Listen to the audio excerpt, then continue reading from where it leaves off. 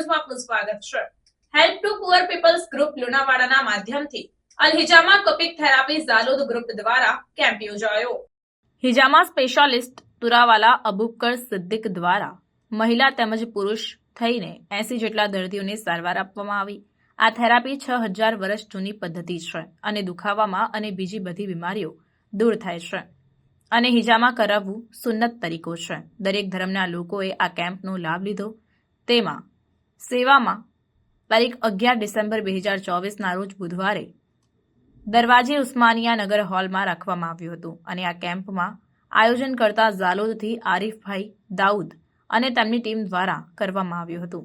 તેમની ટીમને અને લુણાવાડાના આયોજન કરનાર સાથીઓને એક કપની કિંમત 30 રૂપિયા રાખવામાં આવી હતી, જેમાં સેવા આપવા સરફરાઝ પટેલ, હુસૈન પટેલ, આસિફ પાલ્લાવાલા, મોહસિન જમાલ તેમજ યુવાનો આ હિજામા કેમ્પમાં સેવામાં હાજર રહ્યા હતા।